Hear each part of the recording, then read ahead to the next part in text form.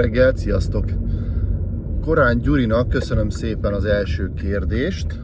Az volt a kérdése, hogy a 20%-os visszaforgatás az miért nem csak szinten tartásra elég, miért elég a folyamatos növekedésre, hiszen a 20% az olyan kevésnek hangzik. A kérdés nagyon jó.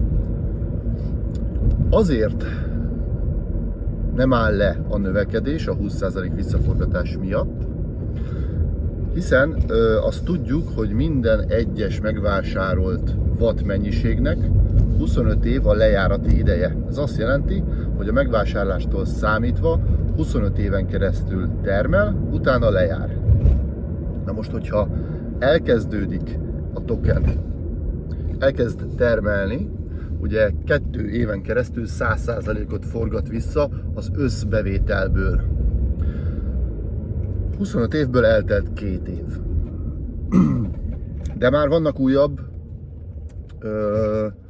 watt csomagok, már vannak újabb napelem kapacitás csomagok. Tehát csak az legelső kiinduló watt mennyiség, az a 125 watt, csak az fog 25 év múlva lejárni. 25 év plusz 1 hónap múlva fog lejárni az a mennyiség, amit az első hónapban vásárolt, 25 év plusz 2 év, plusz 2 hónap múlva fog lejárni az a mennyiség, amit ugye második hónapban vásárolt, és így tovább, és így tovább. Ez azt jelenti, hogy 25 éven keresztül csökkenés nélkül gyarapszik. Hát 25 éven keresztül mindig hozzáadódik az a 20% visszaforgatás a saját watt mennyiségedhez, és ugye azt ki tudjuk számolni, hogy ennyi idő alatt a 20% összeadódás az mennyit jelent, és az alatt mennyi kapacitás épül fel. És észre se fogjuk venni, hogy 25 év elteltével, amikor az első havi kis watt mennyiségünk megszűnik, hogy az mit fog jelenteni. Hiszen az évek során mindig gyarapodó összegnek a 20%-a kerül visszaforgatásra.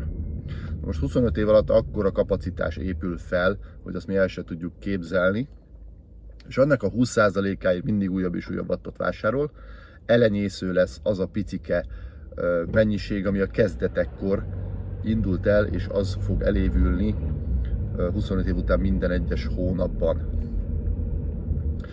Egyrészt ezért, másrészt pedig azért, ugye nem csak a saját Solar Royalty-nk bevétele jelenti az összbevételt, tehát nem csak a saját magunk által birtokolt napelem mennyiség bevétele, hanem a közösségi naperőmű, a csapatforgalmi díjak, és így tovább. Tehát a mi összbevételünk az ezekből összeadódik.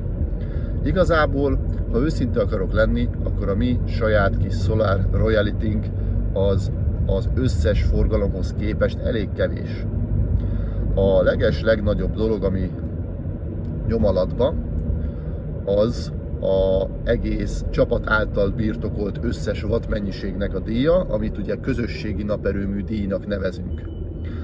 Tehát a 25 év alatt annyi csatlakozó és annyi összeadott watt mennyiség fog összegyűlni, hogy azokból csak a közösségi naperőmű díj sokkal-sokkal nagyobb lesz, mint a mi saját wattunknak a díja.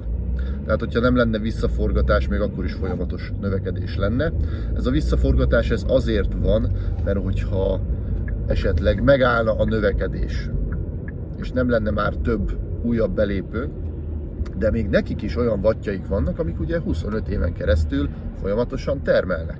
Nekik is ugyanígy visszaforgatódik minden, és a saját watt mennyiségük növekszik.